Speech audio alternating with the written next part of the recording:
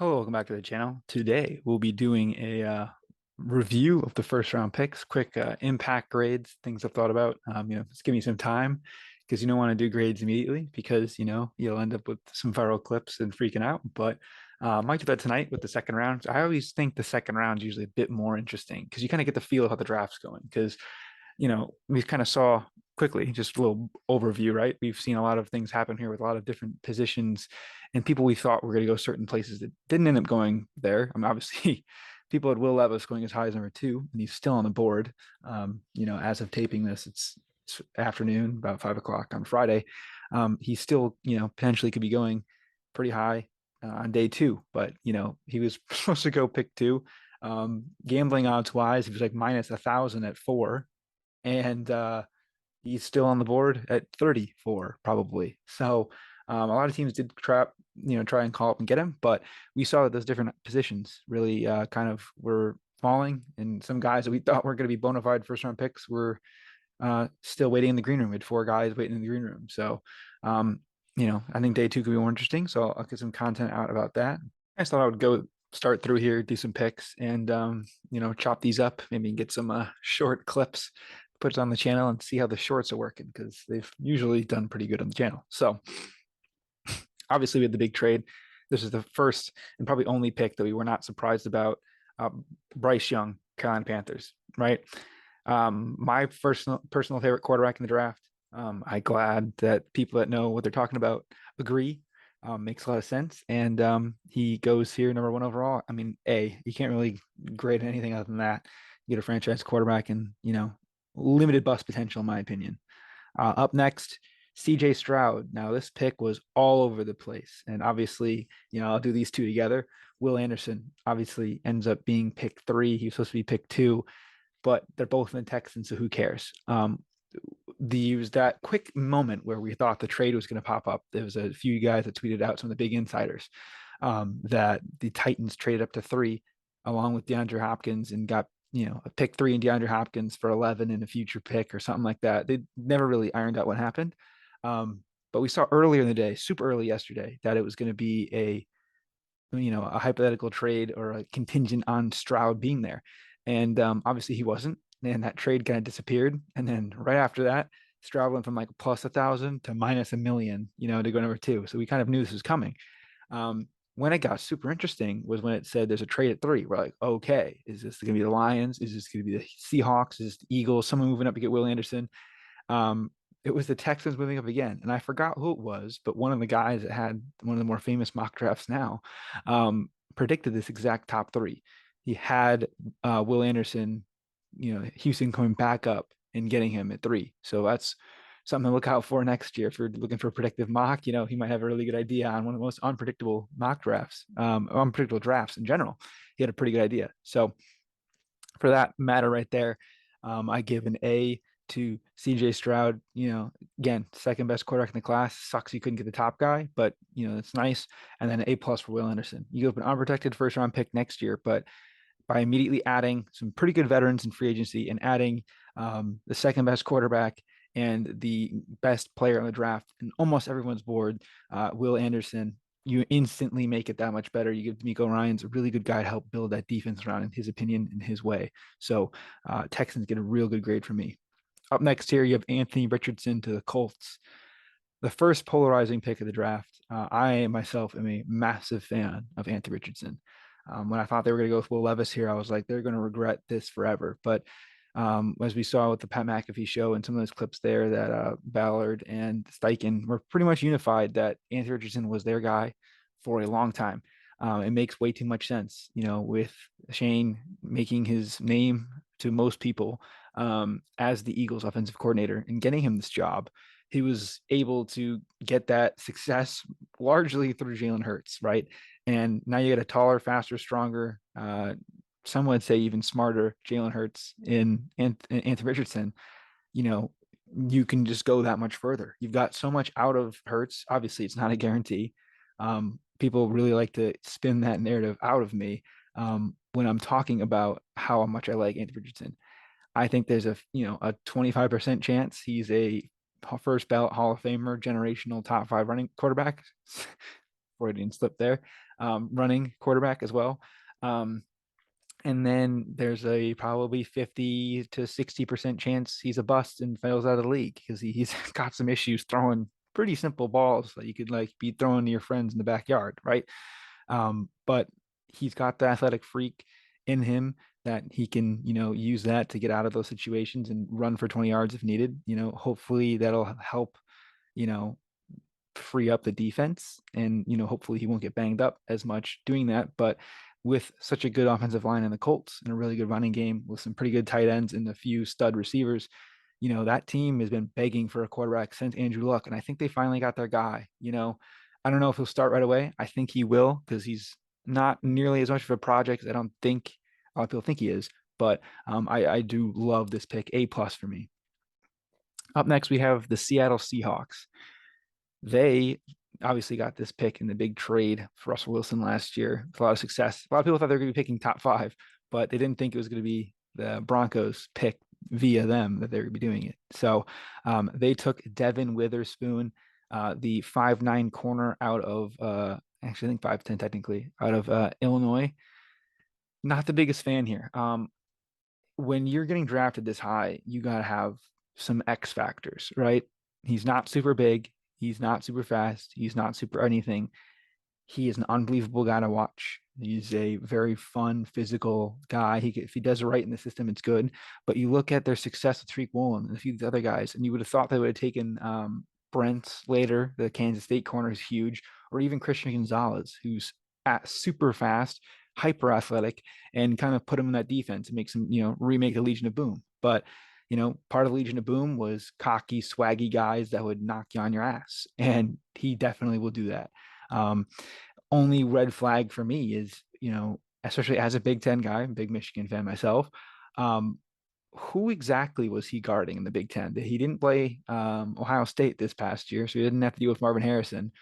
Ronnie Bell, some of these other guys, Jaden Reed, you really weren't playing these guys. They lost both of those games, I don't know really exactly if this is the best pick, but again, it's a luxury pick. So I don't mind going crazy, as we'll see later with the other team with the luxury pick in the top 10. So, you know, they got a good enough defense. Obviously, pretty good success in track record of corners and defensive backs. So I trust these guys. I trust their judgment. Everyone thought this could be Jalen Carter, but it was not. I'll give this pick a B-. B. I love the player. I just don't know if, don't know if it makes sense size wise, but putting him with Tariq Woolen, maybe he takes the smaller, faster guys in their division they got to deal with. And that could potentially make a lot more sense, but love the player. Pick, it's a pick. I can't just give all A's because I always get accused of having too many guys and liking too much stuff. So I just got to roll with that there. Pick 6, Paris Johnson Jr., Ohio State. The Lions were here. They made it pretty clear they didn't want Jalen Carter. He fell into their laps. As unfortunate as it was, is a guy that would totally want him. They traded out, went down to 12, and got also pick 34. So pick 3 tonight. Paris Johnson Jr., good tackle, big guy. Let me see his exact measurables here: 6'6.5", 313. My issue is I've seen him just get steamrolled a few times, and those are the only things I remember, which is not fair to the player. I'm trying to be as unbiased as possible as a Michigan fan. Like CJ Stroud's the best Ohio State quarterback I've ever seen. Second best I've ever seen was in person was Justin Fields. You look at Paris Johnson, and I think even if he's not even that good, I think what's more important is the fact that you made your quarterback happy. They haven't drafted an offensive lineman in a long time. And Kyler Murray, who's already been disgruntled, a lot of stuff going on, new coach comes right in and is like, hey, he's like, I want Paris. And he goes, okay, we got you. They traded down they traded from pick 3 to 12 initially, and then 12 up to 6. So they lost pick 34, but they gained an unprotected Texans first next year, which is crazy. So I factor in how you got to the pick as well. I think this pick is an A, purely because even if the player is not the best, you made your franchise quarterback happy. And, that's something else. Like, because, with Aaron Rodgers, it's like, hey, get him a weapon. He'll be happier. He'll play better. And you also got an unprotected first to get here. Win, win, win, win, win, win, win. And we'll see what they do later in the draft, and potentially moving DeAndre Hopkins and getting additional draft capital, likely today. But we'll see how that goes. Up next, Tyree Wilson for the Raiders. So I didn't really realize the injury stuff was as bad as it was because people thought he was going to go two. He's a big freak athlete, massive wingspan, 6'7", I believe. Yeah, he's 6'5.5", 271. Not the greatest production numbers, but he was playing in a little bit injured at times. Transferred from Texas A&M to Texas Tech. Big 12 defensive players, really doesn't move the needle. Unfortunately, as him, it's not really up to him at all. Obviously, if it works out well, it's a great pick. Pairing him with Max Crosby, you've got two massive wingspan edges in that division where you really need to get after the quarterback when you're dealing with guys like Herbert and Mahomes, right? I guess Russell Wilson too, but we'll see. It really is important to do that, and I think that this is a good guy to do it with. I would have preferred Jalen Carter, but I imagine due to his off-field things, it probably would be a good idea going to Vegas with the recent run of draft picks they've had. So hopefully for Tyrese, he breaks that streak and he's staying on the field throughout his rookie deal at least. But this time that only hopefully in a weird way, right? Hopefully he'll only miss games due to injury and not the extracurriculars of his previous predecessing draft pick teammates. Overall, I give this a B plus. I wanted to go a bit lower, but it sells me on the fact that his injury kind of brought him down, but this guy was going pick 2 a few days ago, so good value, I guess you would say that. I hate saying value, but it's what it is. Here's the first bad grade I'm going to give out here, and this is going to be very interesting considering a few picks later of what my grade's going to be. Atlanta Falcons take Bijan Robinson. So with Bijan, right, he's a weapon. As quickly as possible, he can be like a Cordell Patterson type receiver if needed. He's also a physical bruising running back, one of the best guys you've ever seen. Unbelievable tape. I mean, the highlight video I have out on him on the channel is like 10 minutes long. I think it's one of the longest ones, if not Bryce Young. He's been doing it for a long time. Everyone knows him as RB1 for the last 2 years, if not 3. He's been an absolute menace. People show up for Quinn Ewers, show up for the Hook'em logo, you stay for Bijan. Some people I know, show up for Bijan. And, some of the Lions scouted Bijan and found some other guys, but it's just kind of how it works. Really tough sell for me to run running back this high, which is going to be really ironic in a few picks. But they have such a good system. They run the ball so well. They have Tyler Algier they just got that did 1,000 yards rushing.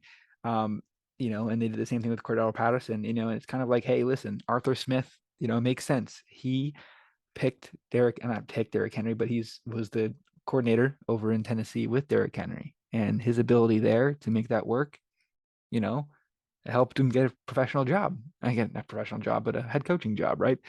And that ability there was special, and he sees Bijan as a must-get, can't-miss guy. I agree with him, but if you've seen what kind of with the Giants, it's like, this pick maybe would make more sense if it was the Eagles or some other team that's more ready to win. But then again, you look at the division, it doesn't make any sense because their division's not that good, and they can go out there and probably win the division next year. Honestly, it wouldn't be that surprising. So I'm going to give this one a C purely because I don't know if they needed a running back. I have no problem taking a running back this high, just for the record. It's just that they're such a good running scheme. I don't know if they needed it. Like if you look at like a team like Arizona, they can't really run the ball as much. Do you need it as much? Not really. But Bijan is a special player. He'll be unbelievable. He'll be probably top 15, 20 picks in fantasy, I'd imagine. Especially if a dynasty league, he'll probably be number 1.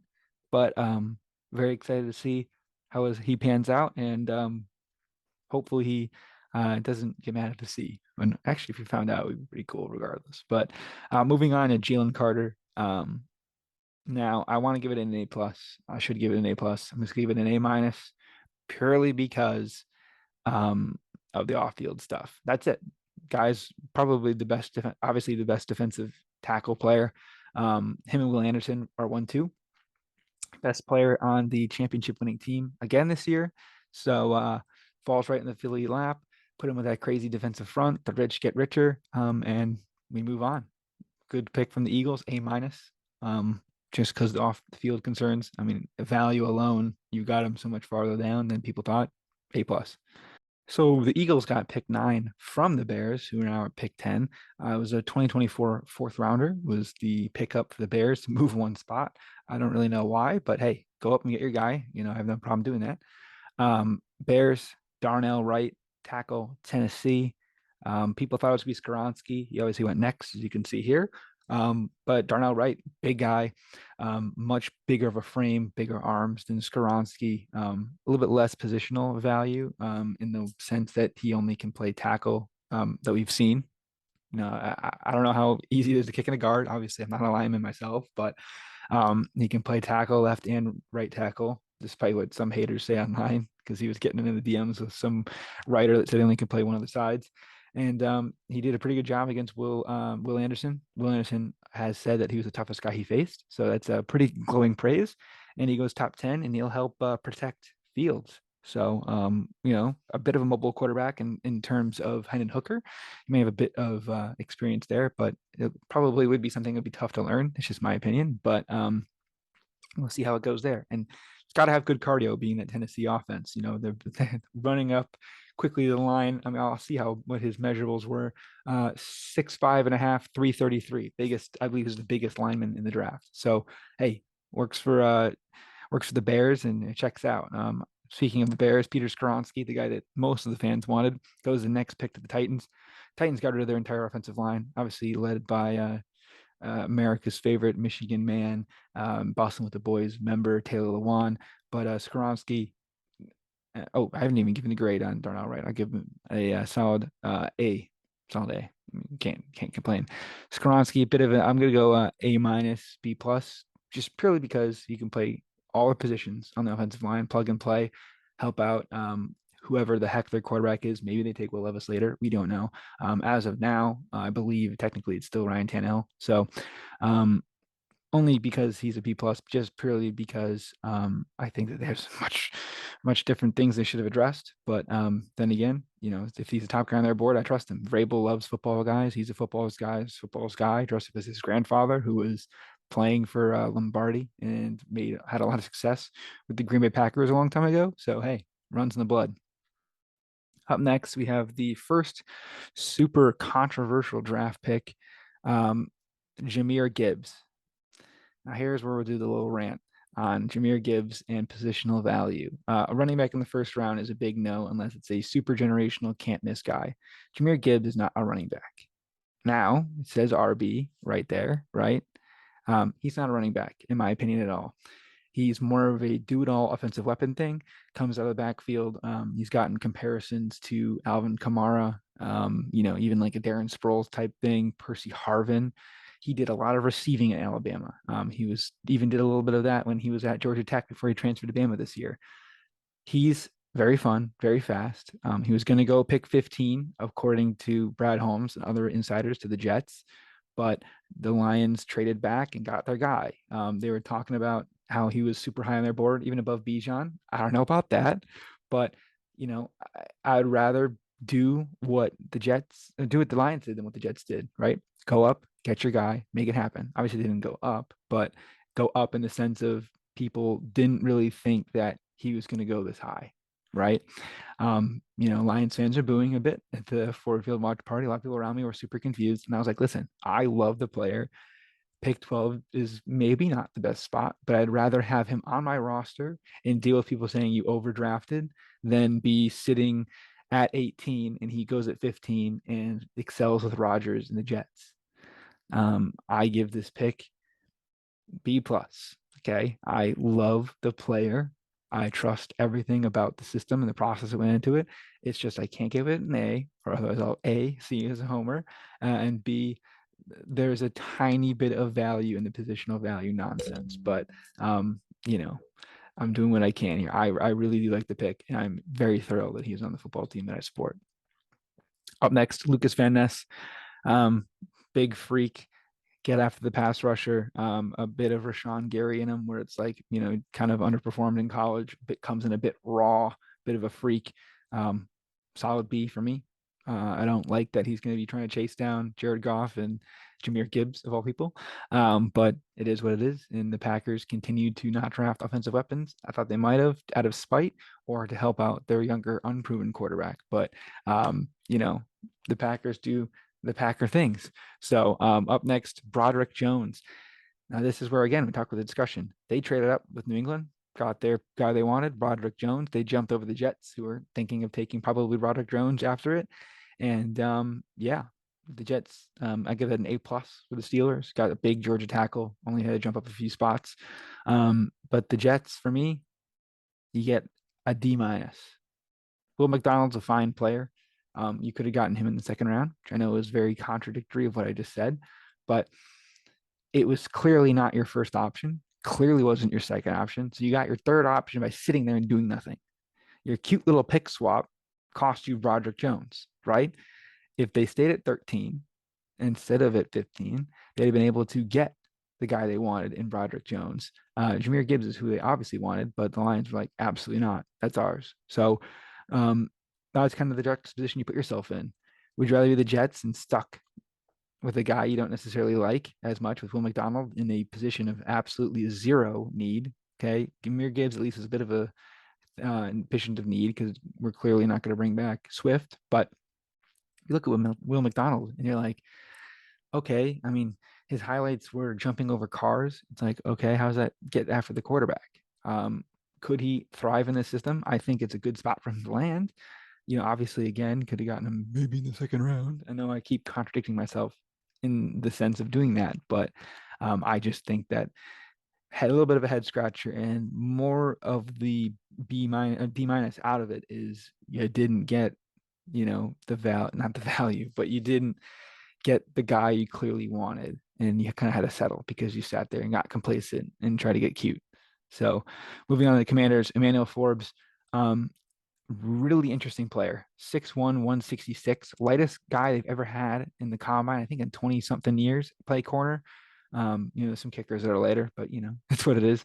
He had the most pick sixes in like the history of college football. I think he had 3 last year, which is crazy. And he had 6 interceptions overall. Plays in a good zone scheme. I'm not totally sure what the Commander's scheme is, but if he fits that mold and that Fangio style defense, then everything makes sense. But corner was needed. I mean, look at the receivers you have to deal with in that division, right? CeeDee Lamb, AJ Brown, Devonta Smith, whoever the Giants are going to try out there now. No longer that Richie James is going. I guess Isaiah Hodgins is actually not terrible at all. So look at those guys. And then up next, I guess I would say pick for that B, kind of a solid pick. Christian Gonzalez, A plus, right? You had a guy that's got Jalen Ramsey like features. He's 6'1", almost 6'2". What's his things here? 200 pounds, 4 picks. He's a track star, super fast, super big, super long arms, really physical corner if needed, but also can run with the burners in the division that he's going to deal with Tyreek Hill in company. He can kind of bully Tyreek Hill, I think. And you trade back, get additional assets to get a guy that was supposed to go in the top 10, supposed to go. A plus for the Patriots. A plus, A plus, A plus. Up next, Lions again pick a position that no one saw coming. This is kind of the pick where it was going to be like, okay, we got we got so and so at 18. It makes up for Jahmyr Gibbs. And the Lions said, F your positional grades and value. Again, inside linebacker Jack Campbell from Iowa, probably the best linebacker by quite a far margin, in my opinion. I really do like Jack Campbell. Great player, super good guy. When they had Lucas Van Ness in the visit, he kind of just talked about how influential Jack Campbell was and how good he was. And then when he came and visited the Lions were like, "Yep, this is our guy." A lot of mocks, obviously, they always pan out, right? Mock drafts with Will Levis at 2 had Jahmyr Gibbs and Jack Campbell going to the Lions in the second round. People loved it. They ended up being both their first round picks. So, maybe is a bit higher than he wanted, but the players that Brad wanted, the players that a lot of fans, including myself, wanted, 2 of them are here, right? You can't whine about how bad the linebacker position is, and then you go get one and you complain again still, right? No more Alex Anzalone when you got Jack Campbell, who's got Luke Kuechly-like traits at the high end, and Leighton Vander Esch kind of as like a more realistic comp. I think he's like 6'5". Um, he is, yeah, 6'5", 250, 125 tackles, 1 sack, 2 picks, 1 forced fumble, 1 deflection of pass. Um, all around dog on the defensive side of the ball. Does whatever he needs to and imposes his will on games. And I'm sure he'll be a natural leader and probably a captain of this team in a few years, very quickly. Up next, we thought this was going to be maybe a quarterback. Will Levis might have finally gotten off the board here. It did not happen. Kalijah Kancey, the 6'1", 280-pound D tackle out of here. Jack Campbell, by the way, B plus. Kalijah Kancey, A+ here for me. Guy falls down. You need to start building up that defensive line again. When you look at how the Bucs were built, when Tom Brady came in, they had a bunch of weapons and a nasty defensive front that gave Mahomes hell. You add to this and you continue to go forward, A+ by me. Seattle, they get the falling Jackson Smith-Njigba, the best Ohio State receiver I have seen with my 2 eyes in that 2021 Michigan game. He couldn't miss the ball, that is. Obviously, they ended up winning, thankfully, but he was unbelievable. Almost nothing this year, which is kind of why he slid down. If he had a production, if he came out last year, probably would have gone top 10, but he did not. He goes pick 20 to the Seahawks, who are having a hell of a draft. Obviously, you got Witherspoon, but if you pair it with that pick, right, Witherspoon probably a bit too high, and Smith-Njigba a little bit too low in my mind, so it kind of evens out. I give this pick an A. You get to pair him alongside with Lockett and with a new receiver in DK Metcalf, the newer, obviously. It's a good mix of styles of play. He's a bit more like Lockett, who's getting up there in age, but he'll help free up DK, who at times was having in monster games. Him and Lockett were kind of the 2 guys who just kind of got there, but with a lot of passes and quick check downs and short routes, Smith-Njigba is going to absolutely eat in this offense and will be high on your fantasy boards. Speaking of eating on offense, Los Angeles Chargers take Quentin Johnson. Smith-Njigba A-, A+ actually. Give me an A+. Quentin Johnson, I give him an A here. I think there's a few things they could have addressed instead, but he's a good player, big receiver. Him and Mike Williams together is going to be insane. And Keenan Allen, you got all these big receivers, even Gerald Everett, big receiving tight end. Will any of those guys I just named stay healthy? Absolutely not. So hopefully Quentin can stay healthy and might even have to do wide receiver 1 at times with what's going on there. I know Eckler was kind of on the way out. This could have been another Gibbs spot, but obviously he's been very gone since then. And they'll probably get a receiving-ish running back if they can even find one in this class or they deem is good enough. Then they can figure that out there. But Quentin really is a pretty solid receiver. Obviously torched Michigan, big guy. If he learns how to use his big frame and he learns from Mike Williams and Keenan Allen how to go up there and get contested balls, how to high point the ball, things like that, he can become an absolutely unbelievable receiver. It's a bit of a project receiver, but he's going to a very good wide receiver room with Kellen Moore out there now, calling plays and throwing the ball like he did in Dallas. Then this is gonna be a great pick. So A for me. Zay Flowers, next pick. This pick doesn't matter in the grand scheme of things of the Ravens. You re-sign Lamar Jackson, that's your big thing. And bonus, you get an extra guy here in Zay Flowers, the smaller, quicker, shiftier, 5'9", 180 guy out of Boston College. 78 catches, 1,000 yards, and 12 touchdowns last year. That's damn good. He was able to break into the house. He got a Tyreek Hill comparisons on the broadcast, which I vehemently disagree with. But then again, I'm an armchair GM. They're paid at least to be armchair GMs, but it is what it is. I do like the pick. I think there's a few better receivers in the board, but he's a bit of a quicker, short route runner. This could help in a shorter game with the Ravens, but any receiver is a good receiver on the Ravens as far as I'm concerned. So B+ for me. Up next, Jordan Addison, one of the more polarizing prospects, right behind Zay Flowers on the board I'm looking at here. 5'11", 173 with 59 catches, 875 yards and 8 touchdowns. He was a bit not underused. He had been an underwhelming year this year, considering he came off of the Blitnikoff award-winning season with Kenny Pickett at Pitt the year prior. I do like this fit. It sucks that he has to be in my division. They get rid of Adam Thielen. They bring in Addison. So now it's Addison, KJ Osborne, and of course, probably best receiver in football right now, Justin Jefferson.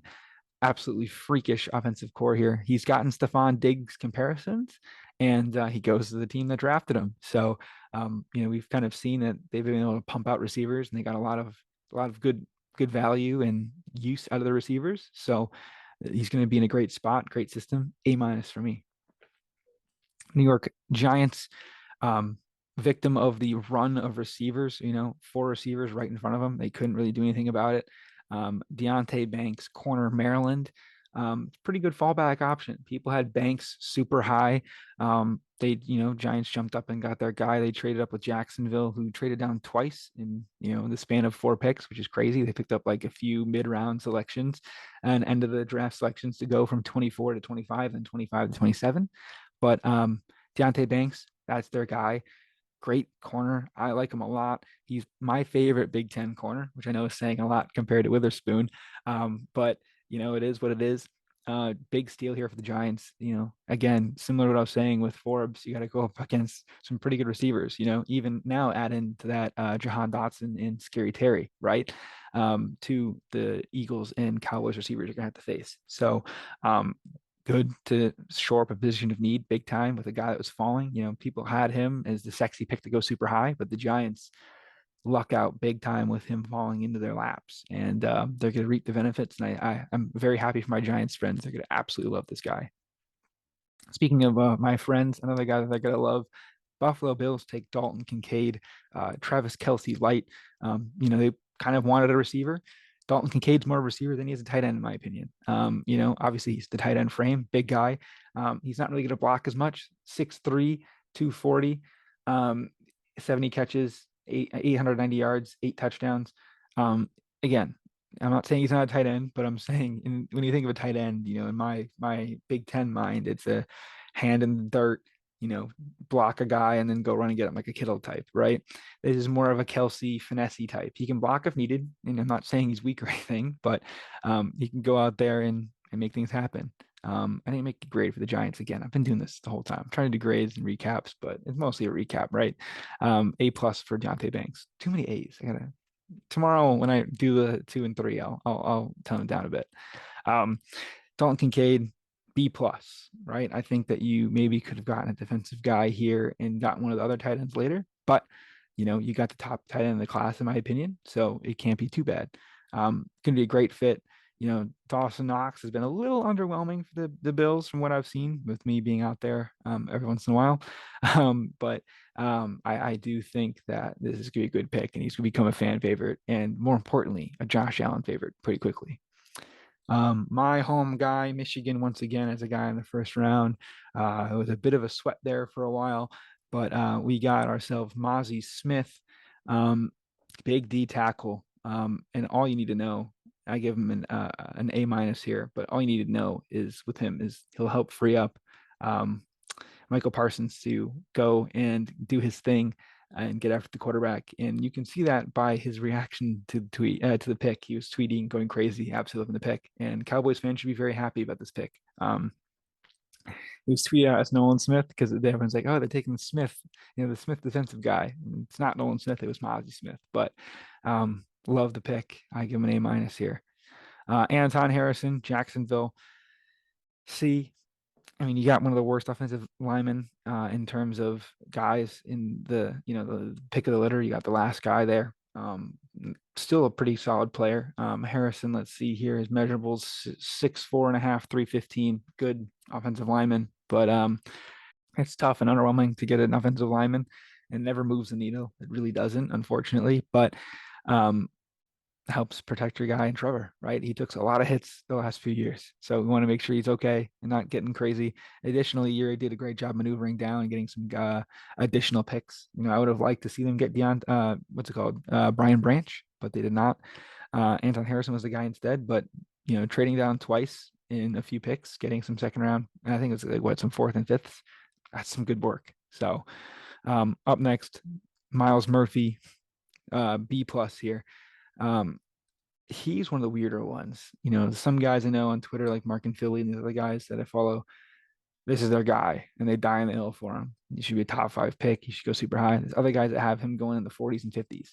One of the widest variances of a prospect I've seen in a long time. He ends up in the middle, probably towards the back end of the middle, clearly, in pick 28. and add another guy to the front of the Clemson Tigers is now a form of a tiger and a different name, the Bengal. So I like the fit here, B plus for me. And Clemson goes back to back D tackle, gets the last D tackle really kind of in the group that isn't that deep this season. You've got like four main guys. This is number four. Brian Brisset, really good story. I hope you check it out.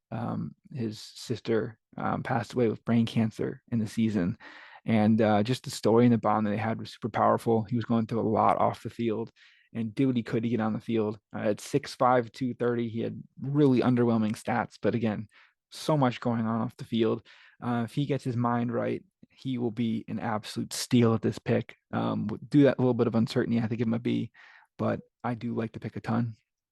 And up next, the last A plus you'll be getting of this video, once again goes the Eagles. Another Georgia guy, A plus, Nolan Smith, 4.340, absolute freak. A little bit light, but getting him at 30 when this guy was supposed to go in the mid-teens, you may even talk about getting him at 10 and you get him at 30. Unbelievable value. Great stuff overall. And the gosh darn Eagles do it again. Shout out Tyler. And finishing up the end of the first round, Felix Anudike-Uzomah, one of my favorite videos I've seen. He's a local kid, went to Kansas State. I think he lives in Missouri. I think they said St. Louis area. And he's right around Kansas City and stays in the region. He had a good video with all of his friends and family there. Everyone going nuts. Ending the draft up here and wrapping up the first round, I give him a solid C. I mean, I don't have much input on the pick, but trust the Chiefs have been drafting pretty darn well, especially for such a successful team. It makes sense. Checks them out. But that's all I got for the video today. Like and subscribe. Let me know how you're doing. What you thought. Just give out some of your grades. Give out grades on me grading. A little parody there if you need. But I'd really appreciate everyone taking time out of your day watching this pretty long video. But I think I'll probably do this for maybe every team quickly at the end, or I'll do it for rounds 2 and 3, or picks of note that I think should be in there for the day 3 stuff. But day 2, I think I'll probably do a quicker video of this with it being 2 rounds. But that's what I have for now. Please like and subscribe, share with a friend, give me a good comment, see what happens, or even a bad comment. I take all feedback well. So see you later. Peace.